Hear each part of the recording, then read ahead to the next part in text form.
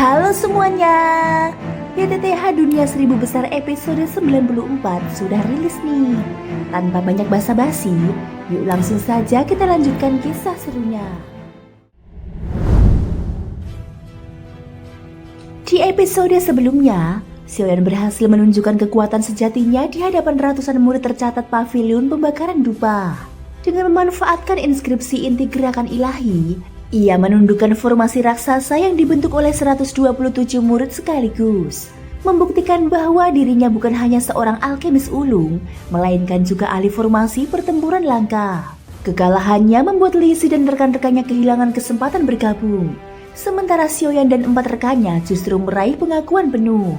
Sebagai hadiah, mereka diperbolehkan memasuki Sungai Dodi, tempat langka yang memungkinkan seorang kultivator memadatkan tubuh Dodi, simbol sejati kekuatan seorang Dodi.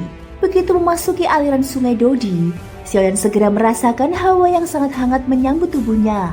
Pada saat yang sama, kekuatan jiwanya yang luas menyebar ke segala arah, dan seketika dia menyadari keberadaan sekumpulan bola cahaya yang berkilauan.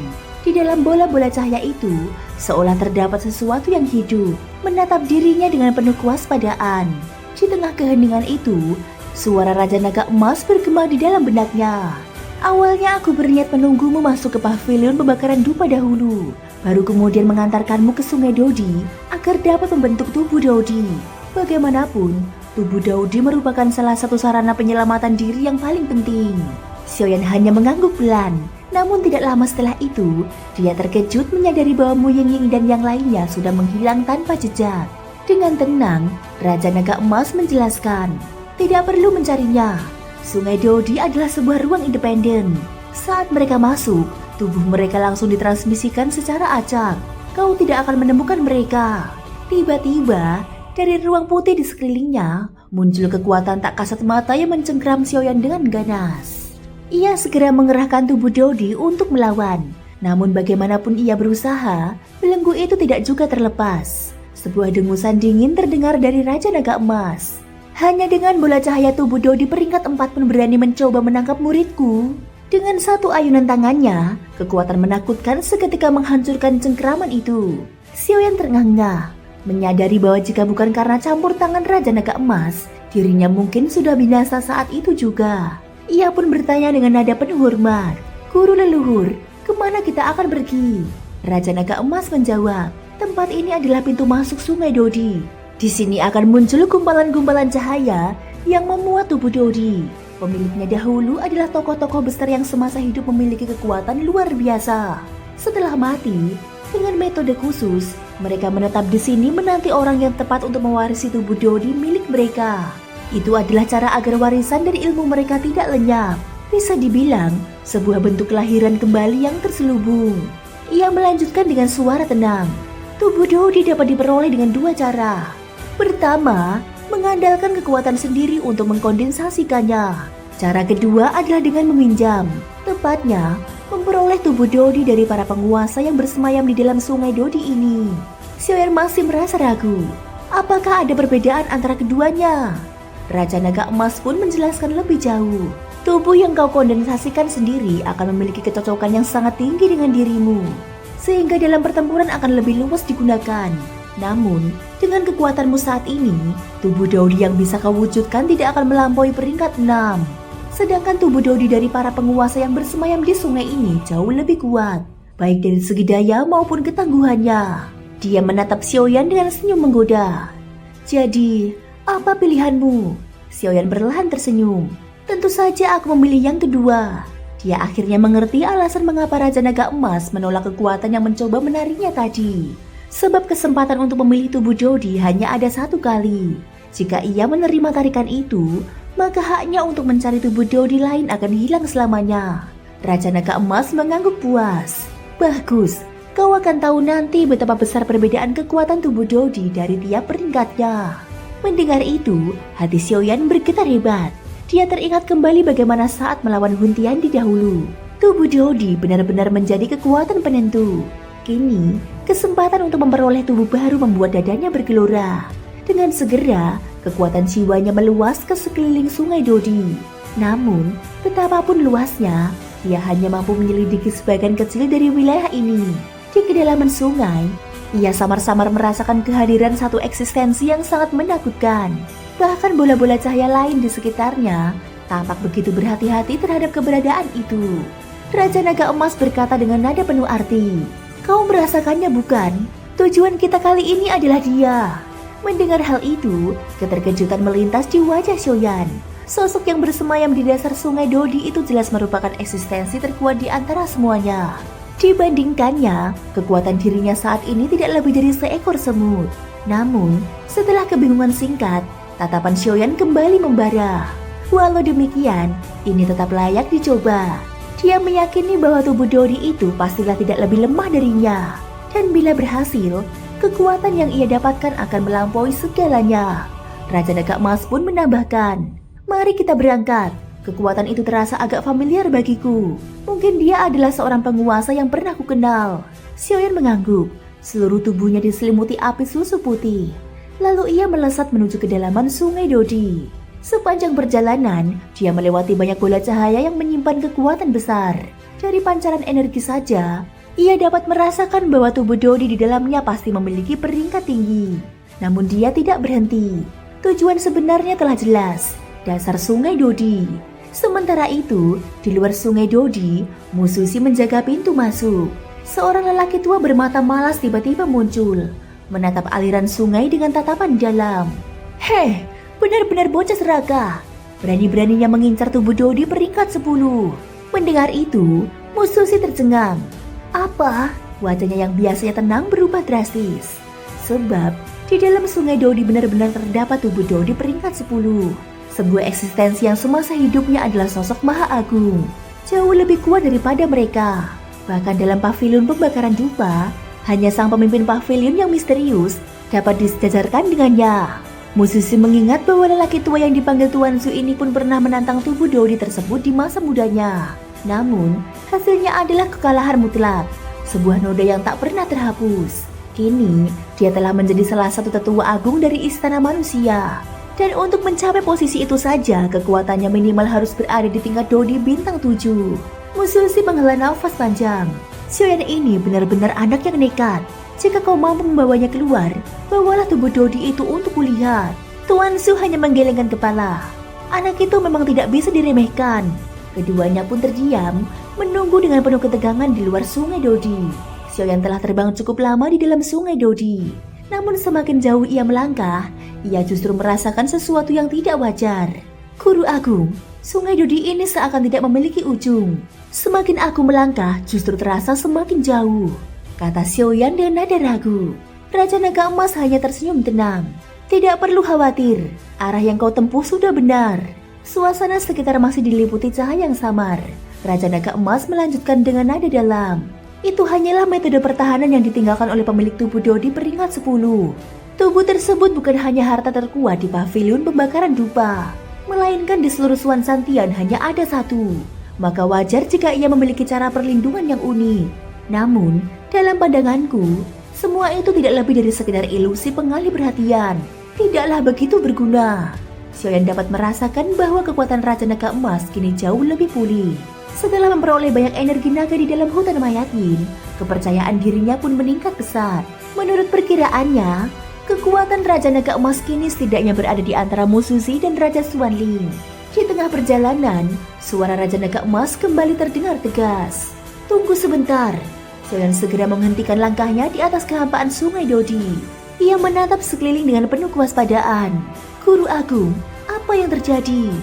Raja Naga Emas menggumam pelan. "Energi di tempat ini berbeda, tidak sama dengan wilayah lain." Xiaoyan memperhatikan dengan seksama. Ternyata benar, kekuatan-kekuatan di sekitar justru menghindari ruang tempat dia berada, seakan takut mendekat.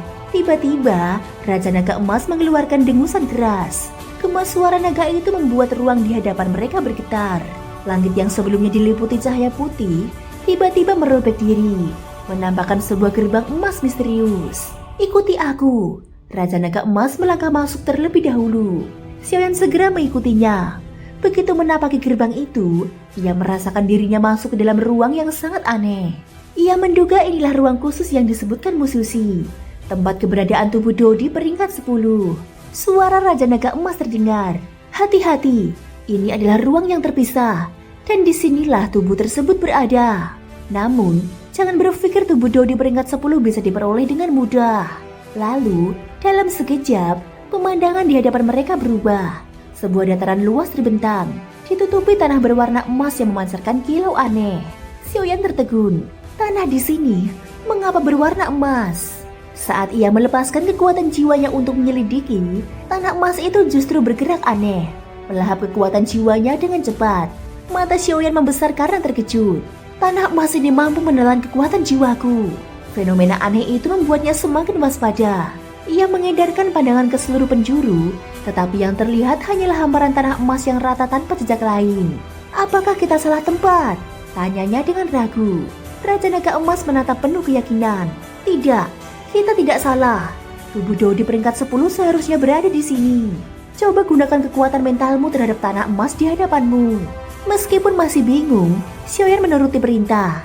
Ia menutup mata, menghubungkan kesadarannya dengan inskripsi inti gerakan ilahi yang berada di dalam inti kesadaran jiwanya. Sekejap kemudian, sebuah gelombang kekuatan mental tanpa wujud memancar keluar, menyelimuti seluruh hamparan tanah emas itu. Tanah emas yang semula tenang tiba-tiba bergetar, memancarkan cahaya keemasan yang menyilaukan. Dari kilau itu perlahan bangkit sebuah bangunan agung. Sebuah aula megah berbentuk melingkar, berdiri kokoh dan tertutup rapat. Xiaoyan terpana. Tidak hanya bangunan megah itu, di puncaknya berdiri sebuah patung yang seakan hidup. Patung itu menunjuk ke langit dengan satu tangan, sementara tangan lain bersedekap di belakang. Di matanya yang terpahat tampak pancaran sorot penuh wibawa, seolah-olah ia sedang berbicara. Ketika menatap patung tersebut, hati Xiaoyan justru diliputi rasa gentar yang mendalam. Seakan-akan dia sedang berhadapan dengan makhluk hidup sejati. Suara terkejut Raja Naga Emas terdengar. Aura ini, Kaisar Abadi. Xiaoyan tersentak. Kaisar Abadi, gumamnya dengan penuh kebingungan. Sorot mata Raja Naga Emas menyipit. Nadanya berat namun juga mengandung kekaguman. Benar, aku tidak menyangka dapat melihat sosoknya di sini.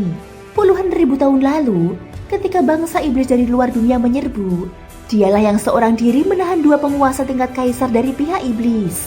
Dia adalah pahlawan sejati dunia manusia. Kata-kata itu menggema dalam hati Xiaoyan, mengguncang jiwanya bagaikan gelombang besar yang menghantam. Wajahnya dipenuhi keterkejutan, seolah tidak percaya dengan apa yang baru saja ia dengar. Bagaimana mungkin seseorang berani menghadapi dua sosok dari ras iblis luar wilayah yang telah mencapai tingkat kaisar hanya dengan kekuatan diri sendiri? Xiaoyan sangat memahami arti dari kekuatan tersebut.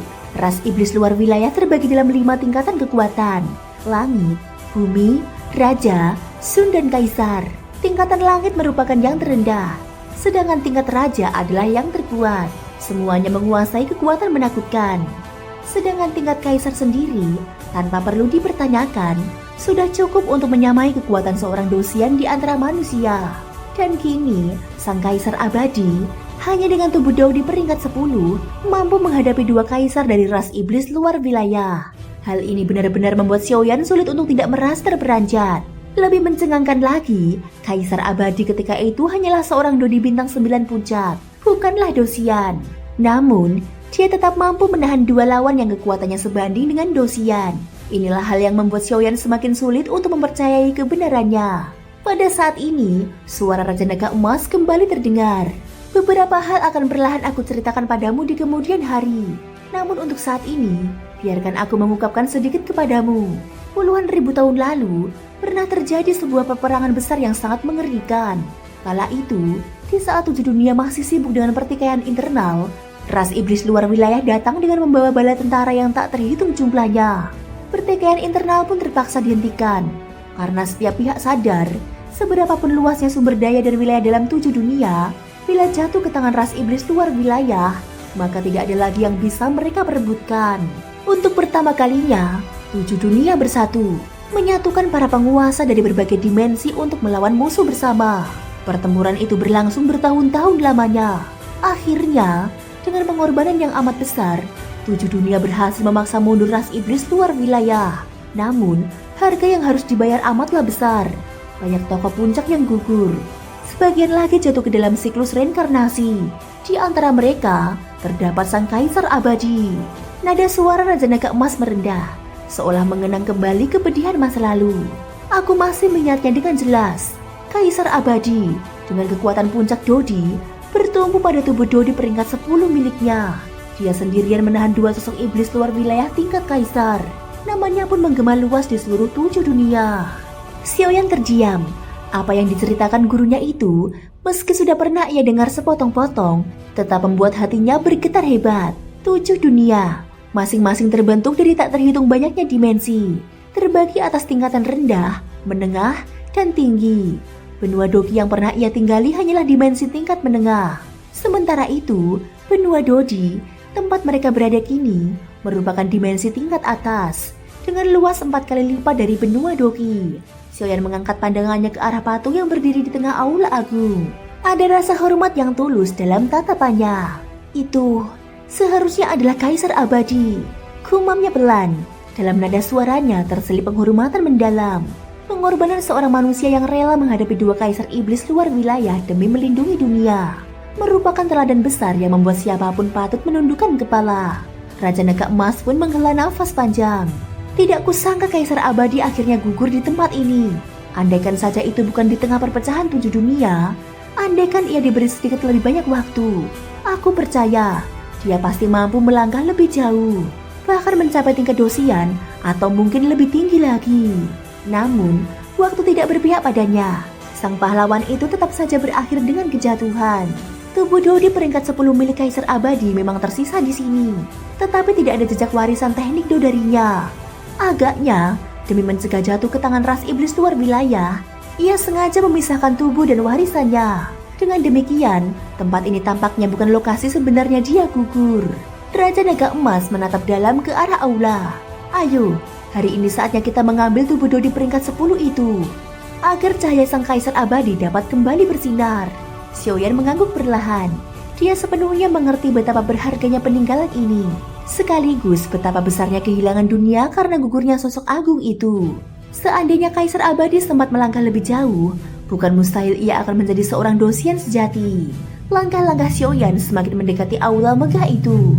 Namun, tanpa dia sadari, patung raksasa yang berdiri di puncak aula perlahan tampak bergetar, seakan hendak terbangun dari tidur panjangnya. 1 langkah, 2 langkah, hanya dalam beberapa detik, dia telah berdiri di depan gerbang utama. Pintu raksasa setinggi 10 meter menjulang megah, memancarkan kilauan keemasan. Namun, dari pengamatan Xiaoyan, kilau itu bukanlah warna asli bangunan, melainkan cahaya yang dipancarkan oleh sesuatu di dalamnya. Xiaoyan menunduk hormat. Mohon maaf senior. Dia menarik nafas panjang, lalu menyalurkan seluruh kekuatan Doki ke kedua lengannya. Kedua tangannya mencengkeram erat gagang pintu, sebelum akhirnya mendorong dengan segenap tenaga. Suara berat bergema, pintu yang selama ini tertutup rapat perlahan terbuka. Dari celahnya, menyembur keluar aura kuno yang amat menggetarkan jiwa. Xiaoyan melangkah masuk, pandangannya segera tertuju pada ruang melingkar yang amat luas, hampir 1000 meter diameternya. Di tengah ruangan, sebuah tubuh berbalut cahaya emas berdiri tegak. Tatapan Xiaoyan seketika membeku.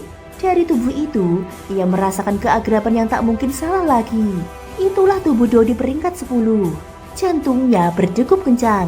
Kaisar Abadi pernah menahan 2 lawan setingkat dosian dengan tubuh ini. Tidak diragukan lagi, keberadaan tubuh tersebut memainkan peran penting dalam kehebatannya. Namun tiba-tiba, sebuah suara bergema di dalam aula. Kau adalah orang ketiga yang berhasil mencapai tempat ini. Di saat yang sama, pintu besar di belakangnya menutup rapat. Aura menakutkan segera memenuhi ruangan. Suara itu berasal dari patung yang berdiri di puncak aula, sisa jiwa Kaisar Abadi. Walaupun hanya sebatas bayangan jiwa, tekanan yang dipancarkannya membuat tubuh Xiaoyan bergetar hebat. Kekuatan tak kasat mata segera menyapu tubuhnya. Lantai di bawah kakinya retak dan amblas beberapa meter, seolah tidak sanggup menahan tekanan tersebut. Satu kalimat dari sang Kaisar Abadi saja mampu meluluhlantahkan ruang di sekelilingnya. Xiaoyan menggertakkan giginya, namun tatapannya tetap dipenuhi keteguhan. Walau demikian, tubuh Dodi peringkat 10 ini akan tetap menjadi milikku. Thank you guys sudah mendengarkan ceritaku di episode kali ini sampai akhir. Ikutin terus kelanjutan episode berikutnya ya. Semoga hari kalian menyenangkan. Sampai jumpa dan bye-bye.